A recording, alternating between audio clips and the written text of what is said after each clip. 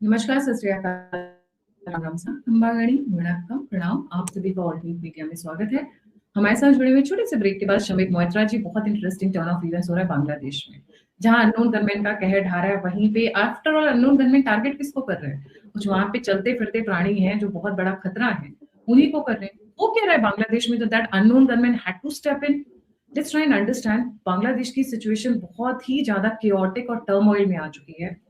It's like कि बहुत सारी कंट्रीज बांग्लादेश में इंटरेस्टेड है, because obviously bay of Bengal location, proximity to Bharat, Myanmar, China, बहुत सारे इंटरेस्टिंग एंगल्स हमने कवर किए हैं। बट आज जो शमिक जी लेकर आए हुए हैं पॉइंट्स, वो बहुत डिफरेंट है और बहुत मजेदार है। Shamik ji, a very warm welcome on the show. सबको विजय दिवस पर नमस्कार, जय हिंद और प्रणाम। तो आज का दिन अब जो है वो दिन भी विजय दिवस, वैसा ही है। जानबूझ के विजय दिवस चूज किया था आपने। मैं आपकी साजिश समझ रही हूँ। ये ये साजिश इंडिया की साजिश है। इंडिया की साजिश है, बिल्कुल। इंडिया की साजिश है। बिल्कुल जी। क्या तो चल रहा है बांग्लादेश में? तो देखिए, ऐसा है कि आज का जो दिन है, यहाँ पे तो विजय दिवस मना रहे हैं हम हमारे आर्म्ड फोर्सेस के साथ। हमारे पास आर्म्ड फोर्सेस है नहीं, इसलिए आर्म्ड फोर्सेस के साथ ही मनाना पड़ रहा है। बांग्लादेश में आज उनका स्वाधीनता दिवस है, ठीक है, लेकिन बहुत लो की मन रहा है, क्योंकि बांग्लादेश और बांग्लादेश रहा नहीं। मैं एकदम सोच समझकर बहुत ठंडे दिमाग से कह रहा हूं कि बांग्लादेश अब बांग्लादेश नहीं है। The people there are confused, they have lost their national narrative. उनका जो राष्ट्र का आधार है वो खो चुके हैं, कंप्लीटली विक्षिप्त हैं। चारों तरफ अफरा तफरी का माहौल है। There is no law and order today, none. आप ढाका के बाहर थोड़ा भी जाएंगे ना, 10 kilometre, law and order ceases to exist. वहां पे जिसकी लाठी उसका भैंस चल रहा है। जो कत्लेआम, छोटे लेवल पे वायलेंस, गणधर्षण, रेप्स वगैरह सब चल रहा है, वो तो है, पर मेरा ध्यान आज उस पर नहीं है। मैं सबका ध्यान केंद्रित करूंगा कि आज बांग्लादेश की वो स्थिति है जो पाकिस्तान का 1990 के बाद से हुआ है। और ये जो है स्थिति ना, ये पाकिस्तान से भी ज्यादा जल्दी आप देखेंगे ये प्रेसिपिटेट करेगा, ये उस तरफ जाएगा। Bangladesh today, which a lot of people are correctly calling from our several retired armed forces officers who are geopolitical analysts, it is East Pakistan. जो experiment था ना, Bangladesh, language based and all of that, that is over. Today it is emerging as the alternative jihad factory. So that's that point number one, alternative jihad factory. और मैं सबको बताऊंगा, कुछ चीजें हैं मेरे पास, तथ्य कहाँ कहाँ क्या क्या चल रहा है वो मैं थोड़ा थोड़ा बताऊंगा, और बाकी कुछ चीजें मैं नहीं बता सकता। Will pass it on to the authorities. ये जो टेबल मैंने यहाँ पे लगवाया है, ये थोड़ा सा एक्सक्लूसिव है। टेबल क्या है? ये हमारे पास सबूत है कि बांग्लादेश जो है पाकिस्तान को सब्स्टिट्यूट करके, रिप्लेस करके एक नया जिहाद फैक्ट्री बनने के और बढ़ रहा है। ये जिहाद फैक्ट्री 3 स्तरों पे काम करता है, जिसके बारे में मैं बाद में बताऊंगा। इस टेबल पे आपको लोकेशंस दिखेंगे, उसमें ऑर्गेनाइजेशन कौन है उसके पीछे वो दिखेगा, और कुछ हैंडलर्स वगैरह जो हैं। इस पे आपको साफ नजर आएगा कि पाकिस्तान के साथ ये कनेक्शन जुड़ा हुआ है। तो ये एक स्ट्रेटेजिक शिफ्ट है एट द इंडस्ट्रियल लेवल। अगर जिहाद को एक इंडस्ट्री माने तो ये शिफ्ट हो रहा है, फैक्ट्रीज को रिलोकेट की जा रही हैं और वो बांग्लादेश में की जा रही है।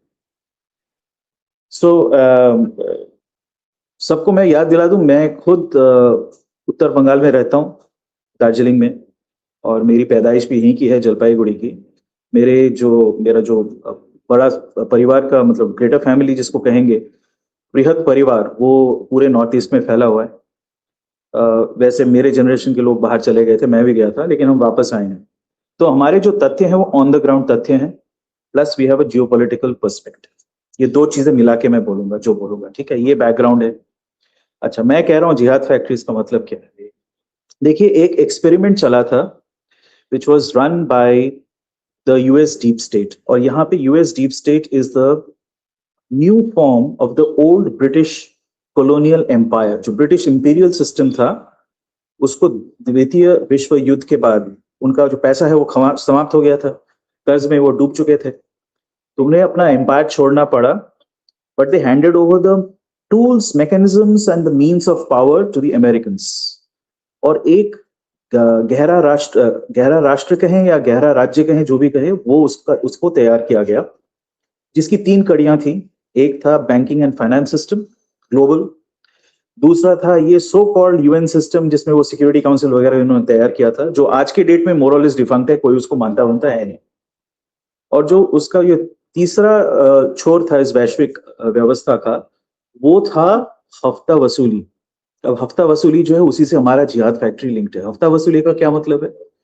आप देखिए कि पूरे विश्व में अमेरिका का सबसे बड़ा ताकत क्या है? उसका डॉलर, उसकी करेंसी। उसको बचाने के लिए इन लोगों ने 800 बेसेस खड़े कर दिए all over the world, lily pads bases वगैरह वगैरह, जैसे हमारे मेजर जनरल राजीव नारायण जी भी कहते हैं। तो ये 800 बेसिस के साथ साथ एक और चीज उन्होंने करा, ये गब्बर सिंह टैक्टिक है। बेसिकली उन्होंने क्या किया, जहां जहां जो सोशल फॉल्ट लाइंस थे, सामाजिक fault lines, communal fault lines, या ये कम्युनिज्म, अब कम्युनिज्म भी यही चलाते थे और मतलब कम्युनिस्ट रेबल्स को भी यही सपोर्ट करते थे। जैसे लैटिन अमेरिका, साउथ अमेरिका में communist rebels used to work with the drug traffickers and they used to destabilize that region. Then America would intervene and install their dictators. इससे वो दूसरे देशों को कंट्रोल करते थे अपने रीजन में।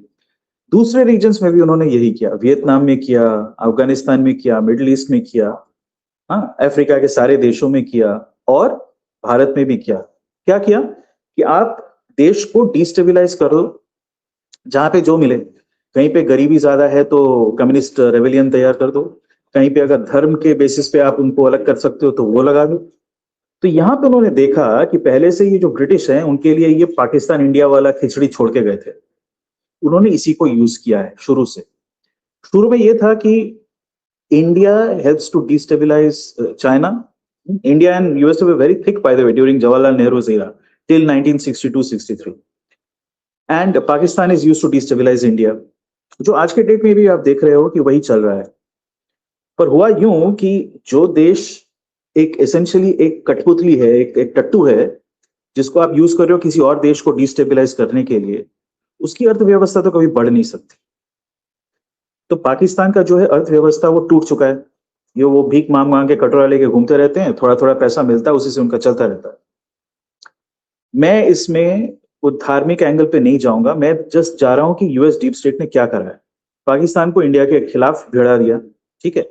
अच्छा, दूसरा उनको ये फायदा हुआ कि पाकिस्तान जब एक भिखारी देश बन गया तो उनको तो पैसा चाहिए, तो पैसे के एवज में क्या, देखिए तुम जिहादी सप्लाई करो, ठीक है, तुम ट्रेनिंग फैक्ट्री बन जाओ। तो आप देखो दुनिया में हमस से लेके ये हिजबुल्ला से लेके बोको हराम जो नाइजीरिया में है, या आईसिस, अलकायदा, जितने भी टेररिस्ट ऑर्गेनाइजेशन, आप समझें। तीसरा पॉइंट, इसको करने के लिए पैसा चाहिए। अमेरिका क्या है, वो डेमोक्रेसी है, सबको लेक्चर देता रहता है कि भाई हम दुनिया के सबसे राइटियस, सबसे प्रबल बुद्धिमान और प्रबल क्या बोलते हैं, वैल्यूज वाले, मूल्य वाले लोग हैं। तो वो डायरेक्टली पैसा तो दे नहीं सकते इन चीजों के लिए। तो क्या करते थे, उनका जो ऑर्गेनाइजेशन है CIA, अच्छा मैं इसमें अच्छे बुरे की बात नहीं कर रहा हूँ, ये है, ये यथार्थ है, इसको हमें समझना है, बस यही कह रहा हूँ, ठीक है। तो CIA जो है, it got involve in the drug trade. देखिए ईरान में एक वो हुआ था, ईरान को ये लोग वेपन सप्लाई कर रहे थे, तो वेपन सप्लाई डायरेक्टली नहीं कर सकते थे, तो अमेरिका में कॉन्ट्रा रेबेल्स थे निकारागुआ में, उनके थ्रू वो ड्रग वर्क सप्लाई करके उसका पैसा लेके काले बाजार से वेपन्स खरीद के ईरान को सप्लाई किया था। वो एक ईरान कॉन्ट्रा स्कैंडल था। तो वही स्कीम इन्होंने क्या किया, पाकिस्तान और अफगानिस्तान जो एक एकदम शुद्ध क्षेत्र है, बहुत ही डिस्टर्ब्ड एरिया है, यहाँ पे उन्होंने ड्रग्स की पैदावार शुरू करी। मैंने पिछले पॉडकास्ट में बताया था बांग्लादेश पे कि हम आपको मैप में भी दिखाएंगे कि पहले इन्होंने ये थाईलैंड में किया था।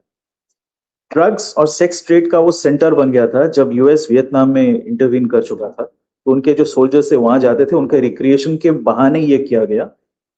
उस देश का जो मॉरल्स था उसको एकदम कोलैप्स कर दिया गया और वो ड्रग ट्रैफिकिंग का सेंटर बन गया, ड्रग्स एंड वेपन्स। अच्छा, अब अफगानिस्तान पाकिस्तान में भी इन्होंने यही किया। ओपियम की खेती पैदावार सब कुछ वहीं होता था, उसको सेमी प्रोसेस कंडीशन में कोलंबिया वगैरह, मेक्सिको वगैरह ले जाया जाता था, कनाडा ले जाया जाता था, और वहां से फिर डिस्ट्रीब्यूशन के भी अलग माफिया थे local, mostly run by American Hispanics. वो लोग आज तक वही चला था। तो ये सिस्टम था। बट जैसे कि मैंने कहा था 2021 में इनका ये खत्म हो गया, क्योंकि ये सारा जो ओपियम का जो पैदावार था ना, वो पश्तून एरिया में था। 99% was in the Pashtun dominated areas, which is the KPK in Pakistan, Khyber Pakhtunkhwa, और उधर उत्तर में अफगानिस्तान के जो बॉर्डरी क्षेत्र है वहां पे ये उगाया जाता था। ये बंद हो गया। अब इनके पास एक समस्या आ गई कि 2021 के बाद वो फंडिंग ड्राई अप हो गया। They had to find a new source of funding. क्या किया जाए? तो मैं आपको अगेन सोचे समझे ठंडे दिमाग से कह रहा हूं कि उन्होंने बड़ी कोशिश करी to get this done in A, Myanmar, and B, in the southeastern part of Bangladesh. Their third zone was the Indian Northeast, the states of Mizoram, Nagaland, and Manipur. ये 3 स्टेट में। और ये पूरा जो एरिया है, अगर आप map में देखेंगे, हिमालय जो है अरुणाचल में जाके समाप्त होता है, उसके बाद नीचे 2 माउंटेन रेंजेस उतरते हैं, जो लुशाई बाम, पटकाई बाम, फिर वो आगे जाके आराकान बन जाता है जो बर्मा के अंदर है। ठीक है, ये जो एरिया है पूरा पहाड़ी है, और इसका climatic conditions is fantastic for growing opium and opium related cannabis, opium, ये सब बहुत बढ़िया उगता है वहां पे, ए ग्रेड जिसको कहते हैं। दूसरा जो क्षेत्र है वो म्यांमार है।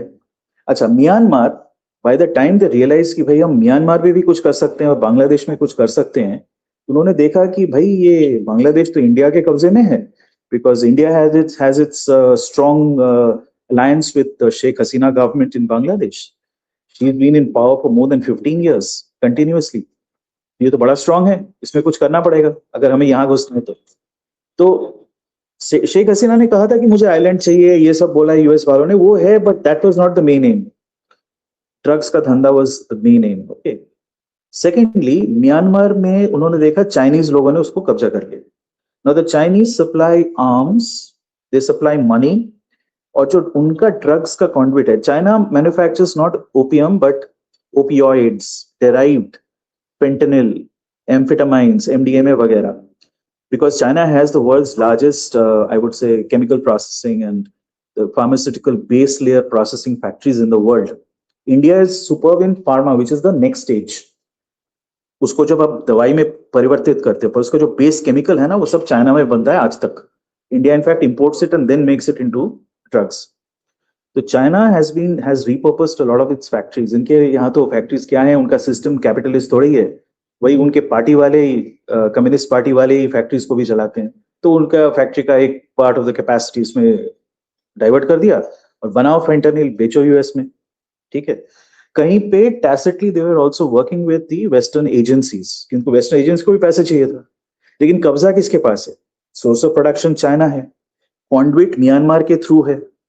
ठीक है, और ओपीएम का जो सारा पैदावार हो रहा है वो भी वहां पे ही हो रहा है, और बगल में वो जो शान स्टेट और शान हाईलैंड्स है जो थाईलैंड तक जाता है, वहां पे हो रहा है। ये सारा पैदावार होके म्यांमार के थ्रू, उसके पोर्ट्स के through, it was going to US, Europe and other western nations. ठीक है, Bangladesh was not permitting this, क्योंकि अगर आप डीप वाटर पोर्ट्स देखो ना, बे ऑफ बंगाल में, इंडिया को छोड़ दो तो बांग्लादेश में 2 हैं, चिटागोंग और कॉक्स बाजार। बर्मा में बहुत सारे हैं, लेकिन वो सारे चाइनीज कंट्रोल्ड है। एक इंडिया के पास आ गया है जो वो सितवे का पोर्ट है, बट बाकी सारा सब चाइनीज के पास है। ठीक है, यांगोन तक, यांगोन जो उनका पुराना राजधानी था, अब तो नैपिदो है, तो वो सब चाइनीज कंट्रोल में था। तो यूएस सोचा भाई हम करें क्या करें इस पे? तो यूएस ने सोचा कि भाई हमें इस चीज का कंट्रोल लेना पड़ेगा, म्यांमार में नहीं घुस सकते तो बांग्लादेश में घुस जाते हैं। ये एक वीक देश है, its entire export income is dependent on textile exports to the US and Europe. ठीक है, और यहाँ पे एक slightly authoritarian, democratic leader but authoritarian leader है, जिससे कुछ लोग नाखुश हैं। और यहाँ पे मदरसों का इन्फ्लुएंस बहुत हाई है। The same madrasas, the same source of funding, Saudi and Qatari were used to fund the madrasas in Bangladesh as the madrasas were in Pakistan. ठीक है, exact same source of funding. तो जो radicalization भी हुआ है ना, वो उसी तरह का हुआ है। हमने सुना है कि पुणे में वो जर्मन बेकरी ब्लास्ट हुआ था, बांग्लादेशियों ने किया था, थोड़ा छोटा मोटा इसका उपयोग करते रहे हैं। और जो उनका जो जमात इस्लामी ऑर्गेनाइजेशन है विच इज पैन सब कॉन्टिनेंट, वो बांग्लादेश में स्ट्रांग है।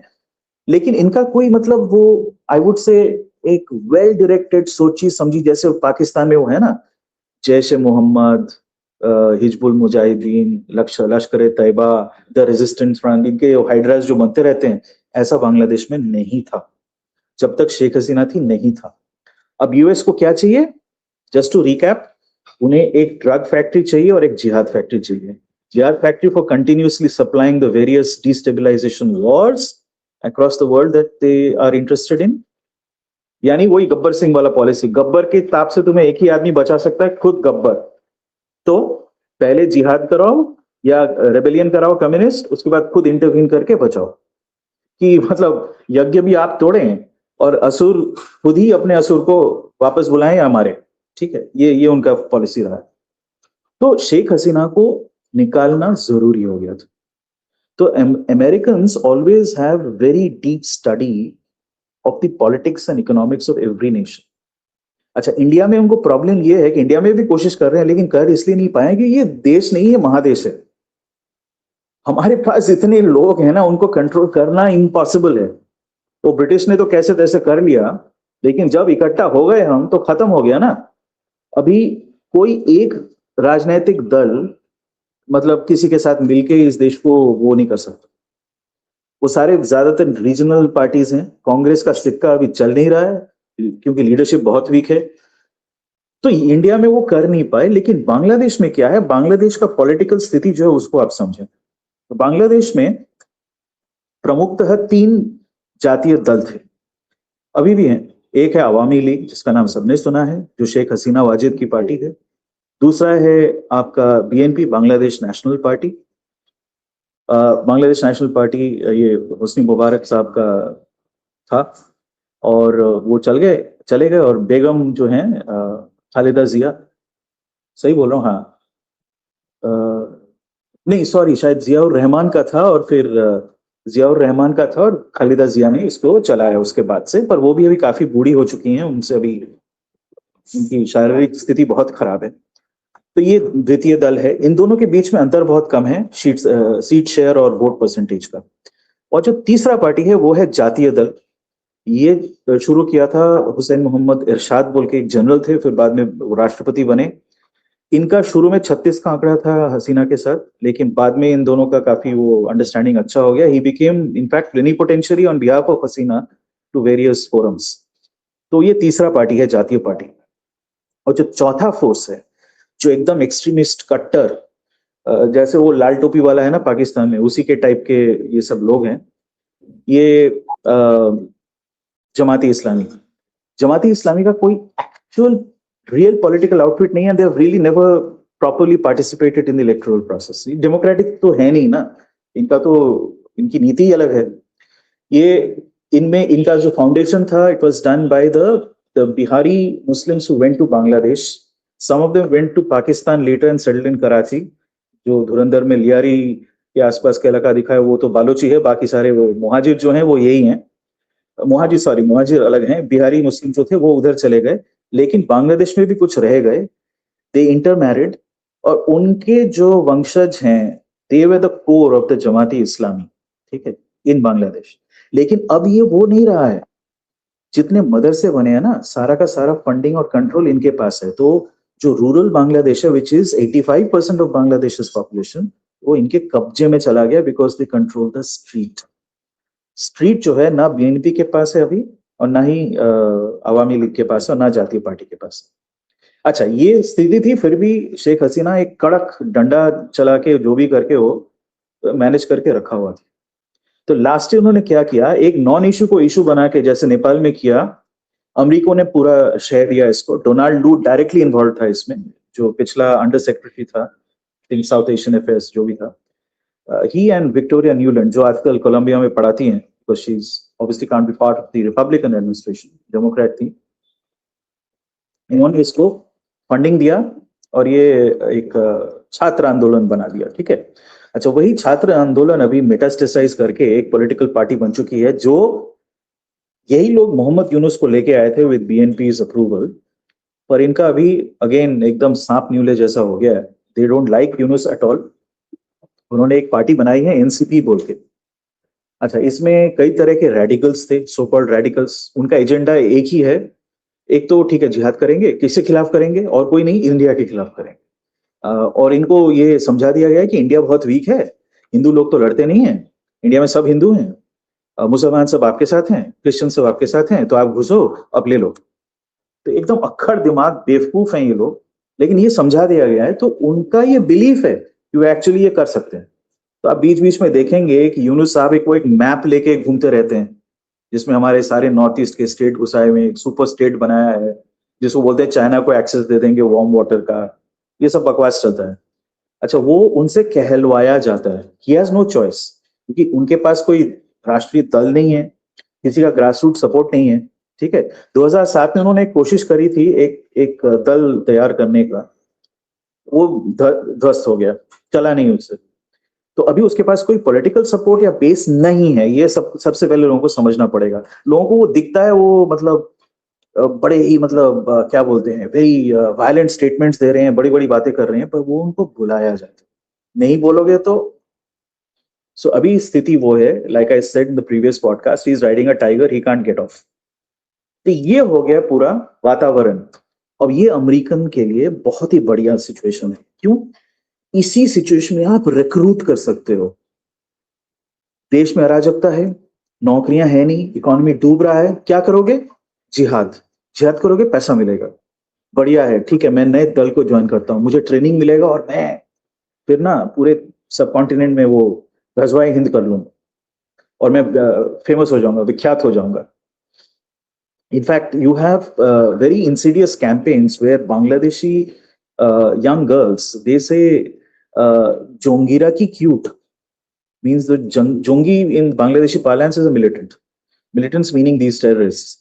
They actually think they are cute. I mean, that's just such an absurd statement to make, but it's popularized. It's a taste. They have that kind of a taste. Yes, they find you will go to their social feeds. हाँ, वो जोंगिरा की cute. I mean, ये पाकिस्तान में भी आपको सुनने को नहीं मिलेगा। Nobody says terrorists are cute.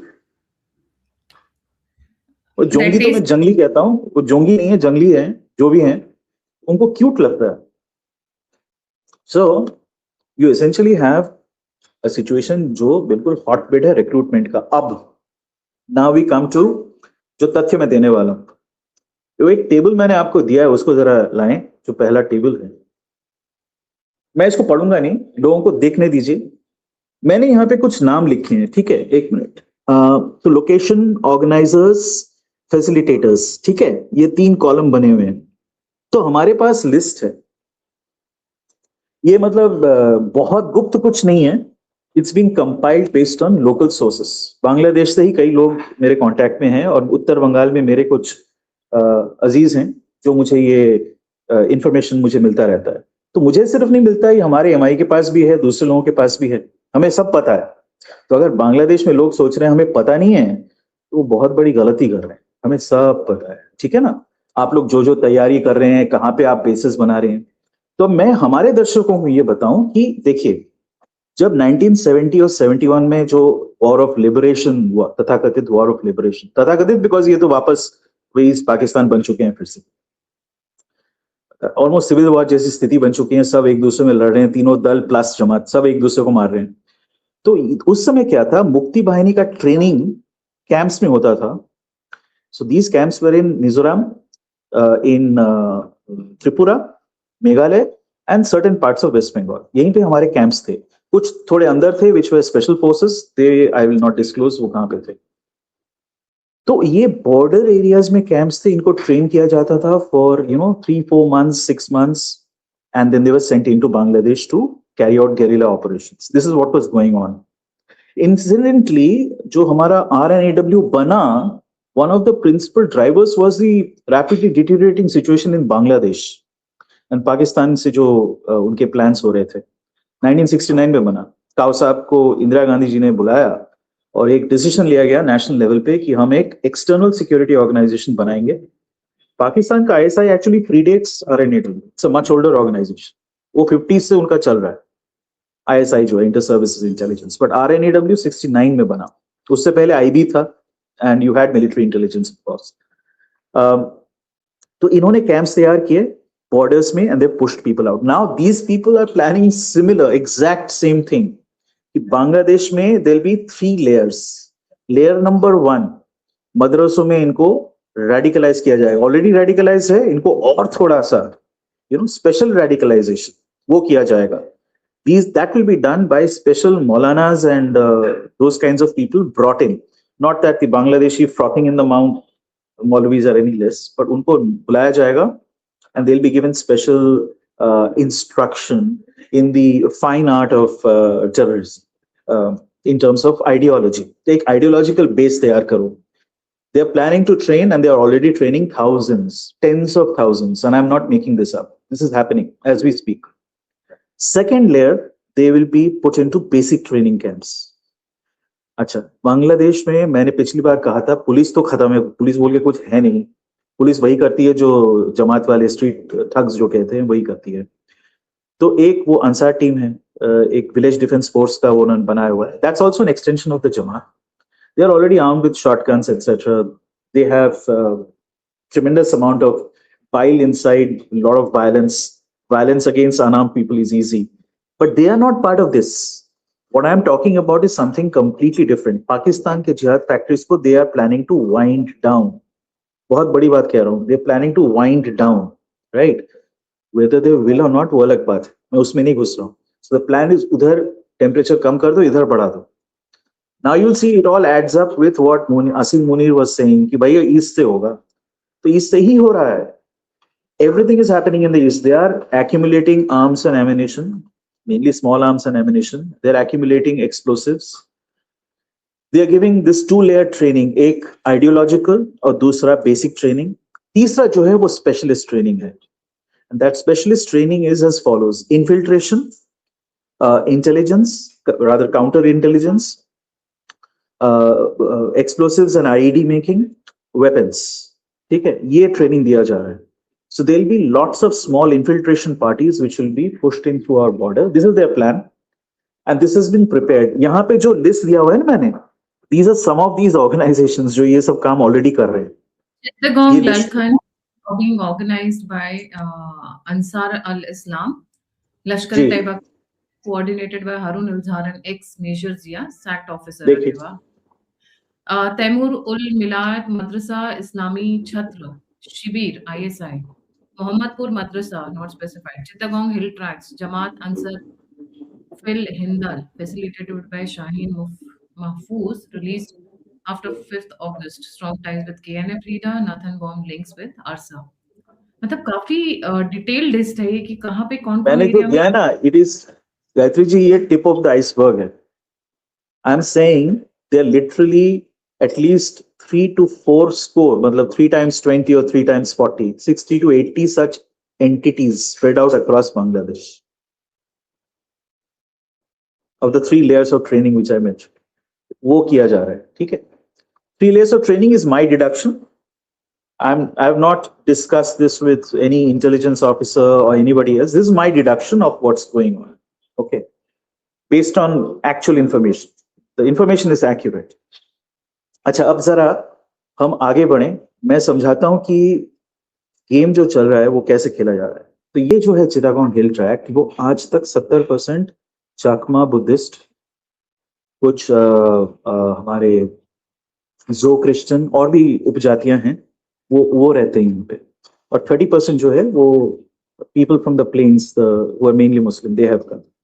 इसके साथ लगता हुआ जो अंचल है जो पूरे बांग्लादेश के नॉर्मल मैप के साथ है, वो है आपका नीचे कॉक्स बाजार दिखेगा और ऊपर की तरफ थोड़ा सा ऊपर त्रिपुरा के नीचे Chattogram.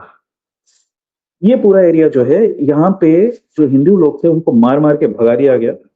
Till 1975 it was Hindu majority, मार मार के भगा दिया गया। और originally this was supposed to be part of Tripura so that our entire northeast would have got sea access, पर नेहरू जी को लगा नहीं नहीं नहीं, ये वो लोग मांग रहे हैं, ये उनको ही देना चाहिए, और दे दिया गया। ठीक है, इसमें बाय द वे एक बहुत बड़ी गहरी चाल थी, क्योंकि if you remember I told you Chattogram is a deep sea port. Cox's Bazar is also a good seaport. The Americans wanted a base here. वो शुरू से रहा है उनके दिमाग में. Pakistan was willing to do it because they were part of the US alliance. क्या था? सेंटो के मेंबर थे. बाद में सीटो के मेंबर बने, जो एक नया अलायंस उन्होंने बनाया. और देखिए विडंबना, अजीब बात, पाकिस्तान थोड़ा सा पश्चिम में है. सीटो जो है South East Asian Treaty Organisation, that is South East Asia. Pakistan इधर है, साउथ ईस्ट एशिया इधर है, लेकिन that's part of SEATO. Anyway, तो आइडिया ये था कि उस समय सीटो बनता था क्योंकि बांग्लादेश जो है वो ये पूर्व की तरफ है, तो ये सीटो के साथ लगता है. उसके बाद ही म्यांमार, थाईलैंड वगैरह आ जाता है. तो उस समय सेंस बनता. तो ये जो प्लान है ना, ये आज का नहीं है, नया नहीं है, बहुत पुराना है. They always wanted to take Chattogram as their base, as a naval base. Because हमारे इंडिया का इन्फ्लुएंस इतना ज्यादा था, वो कर नहीं पाए उसको. The other two countries which had great influence in the region are Soviet Union in those days and China. China always had influence. अभी आप देखें कि बांग्लादेश का जो पूरा मिलिट्री फोर्सेस है, उसमें जो भी इक्विपमेंट है, ऑलमोस्ट पूरा का पूरा चाइनीज है. एयरक्राफ्ट से लेके उनके tanks, armoured personal carriers, their rifles, they have now made their own indigenous assault rifle, but otherwise everything is Chinese supplied. So China has always supplied the military power. They have also invested money, right? India ने भी बहुत पैसा खर्चा किया. India in fact supplies all the food. China की क्षमता नहीं है उसको करने की. तो ये जो स्थिति है, इसमें अमेरिका घुसना अगर चाहे, तो अगर हम मैप्स पे वापस चलें, मैं बता देता हूँ. ये देखिए रखीन स्टेट यहाँ पे मार्क्ड है ग्रे में. रखीन स्टेट है, यहीं से वो रोहिंग्या आते हैं. रोहिंग्यों की संख्या ज्यादा नहीं है वैसे. तो भारतवर्ष में अजीब अजीब लोग कहते हैं 4 करोड़ रोहिंग्या आ गए. कहाँ से आएंगे जब टोटल नंबर ही 7 लाख है? 4 करोड़ कुछ नहीं है. ये 7 लाख रोहिंग्या यहाँ रहते हैं. बांग्लादेश में कुछ 3-4 लाख है, इंडिया में भी 3-4 लाख. ये इनकी टोटल संख्या है. They are descendants of what we used to call Arakani Magh. Magh बोल के एक उपजाति थी, ठीक है. ये लोग बांग्ला का एक डायलेक्ट बोलते हैं, but they are not really Bengali. Okay, इनका काम क्या था? लूट खसोट, पायरेसी. ये जो मैप है, इस पे आप देखें, लेफ्ट साइड पे आपको ग्रीन सा दिख रहा होगा. ये वही हिल्स हैं जिसकी बात मैं अभी कर रहा हूँ.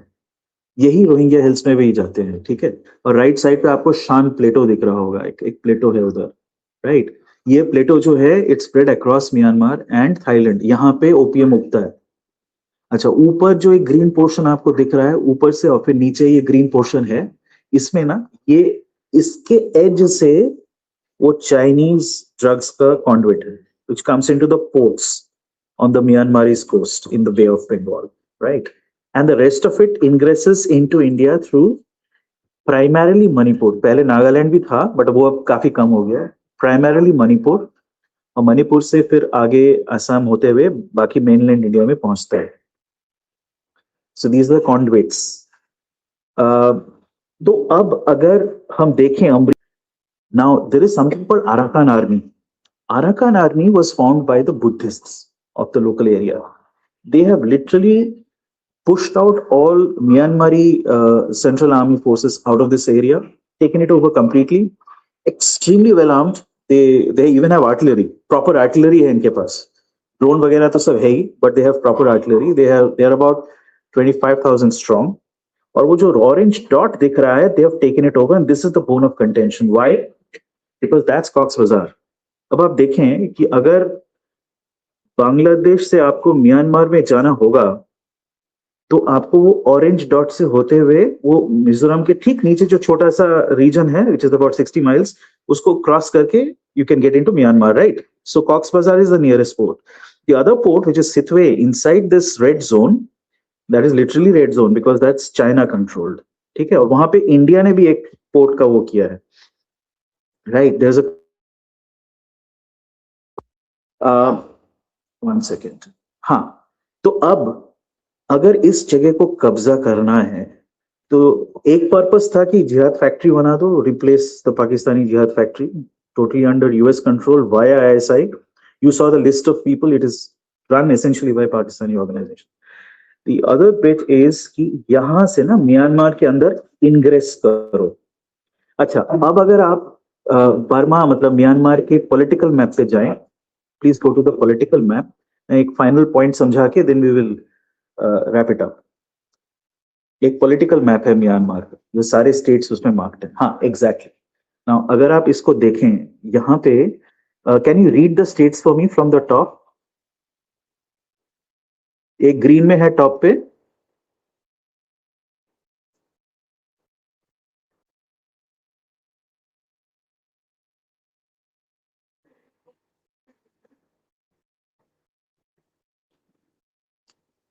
ग्रीन पे जो टॉप पे है, can you read it please? काचिन, काचिन। हाँ काचिन स्टेट, राइट। उसके ठीक नीचे येलो में जो है, यही दो स्टेट्स के बारे में बात करूं। येलो में जो है वो क्या है? सगाईगांव। हाँ, ये काचिन और सराय स्टेट्स जो है ना, यहाँ पे पता है लोग कौन रहते हैं? They are Naga, they are Naga tribals mainly. ठीक है। Kachin has been fighting for independence for a very long time. Problem is Kachin has no, it's like a landlocked area. It's like, Tibet wanting independence, can't do much about it. It's crushed on two sides, China udhar और इधर Myanmar. काचिन state और जो ये साइगांग state है ना, यहाँ के जो ट्राइबल्स हैं वो सेम है जो इंडिया में, वही लोग हैं, same language. So if you cross over you won't even know the difference, terrain भी सेम है। ये जो है ना, ये ऑलरेडी म्यांमार के हाथ से निकल चुका है। ऑलराइट। और शान जो है वो थोड़ा कॉन्टेस्टेड एरिया है। You will see Naypyidaw in the middle. Mandalay दिख रहा होगा, उसके नीचे नैपिडो दिख रहा होगा। नैपिडो उनका कैपिटल है, Mandalay is the second largest city. ठीक है। अच्छा, ये जो एरिया सिर्फ यहाँ पे the writ of the central government runs. Everywhere else there is one rebellion और द अदर। नाउ अर्लियर क्या था, Chinese were supplying arms to all the rebel groups. जो मैंने काचिन बताया वहां पे, सैगांग बताया वहां पे, और नीचे ये राखिन स्टेट में भी। उसके ऊपर चीन दिख रहा होगा। चीन is a tribe, it's the name of a tribe, and hence not really Chinese.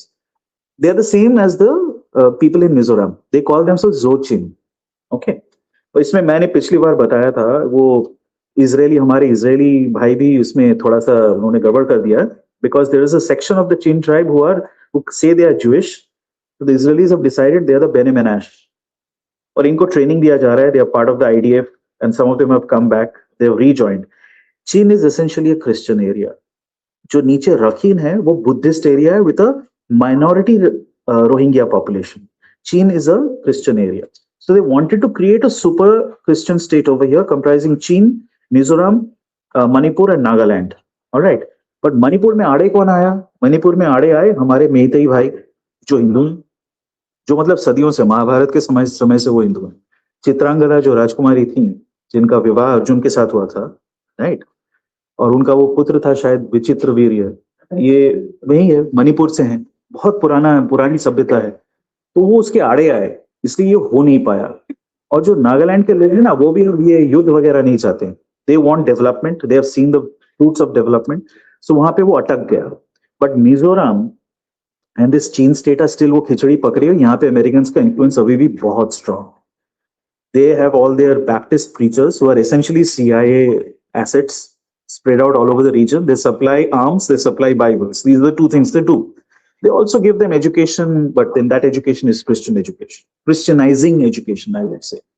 मैं इसमें अच्छे बुरे में नहीं जा रहा हूं, पर ये हो रहा है। ये करके वो क्या करना चाहते हैं, अब अगर ये जगह ले लिया जाए, और मैंने अभी जो टेकनाफ का बताया था ना, वो ऑरेंज वाला डॉट, कॉक्स बाजार टेकनाफ, तो उनको एक कंटिन्यूअस रूट मिल जाता है to take over central and northern Myanmar. ठीक है। तो एक तो वो जो ड्रग का जो डिस्ट्रीब्यूशन कॉरिडोर है वो इनके हाथ में आ जाता है।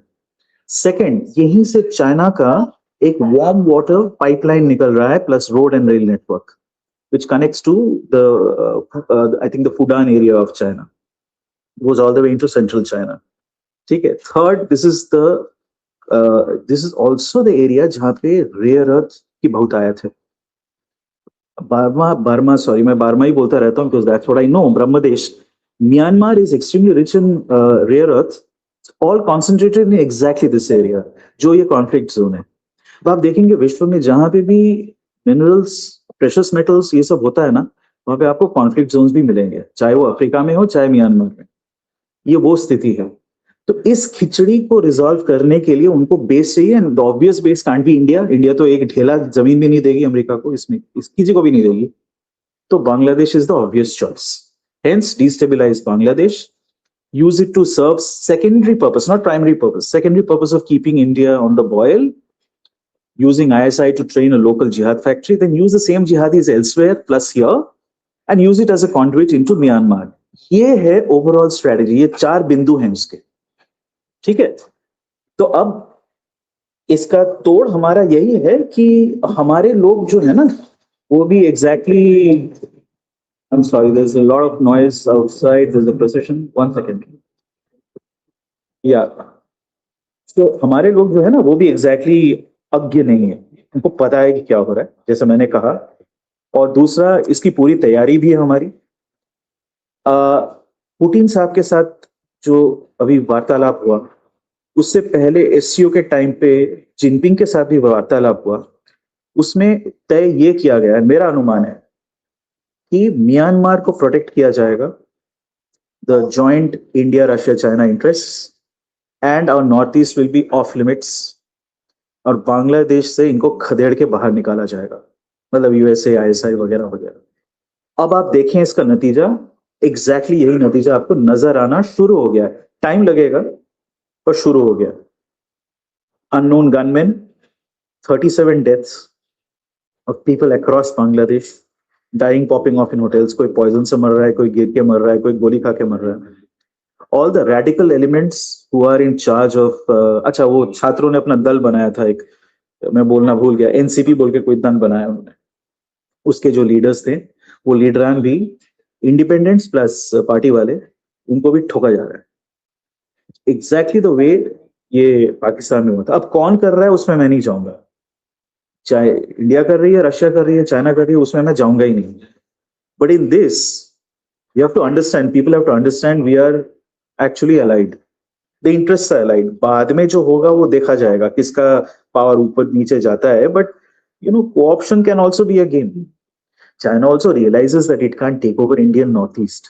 That's the only way it can use Bangladesh, right? वो कहाँ म्यांमार के जंगलों के थ्रू, पहाड़ियों के थ्रू बांग्लादेश में घुसेंगे, उससे अच्छा म्यांमार का अपना रूट ही प्रोटेक्ट कर लें, जो इंडिया करने देगी उनको, ठीक है। और बांग्लादेश जो है 3 तरफ से इंडिया से सराउंडेड है, और जो समुद्र है वो भी अपना ही पॉन्ड है ना, बे ऑफ बंगाल अपना ही है, बंग महासागर, उसको एक्चुअली बे कहना ही नहीं चाहिए, वो तो ब्रिटिश की महानुभवता थी कि उसको बे बना दिया, इतना छोटा सा होता है बे, उसको इतने बड़े सागर को बे बना दिया। एनीवे वो भी अपना ही है।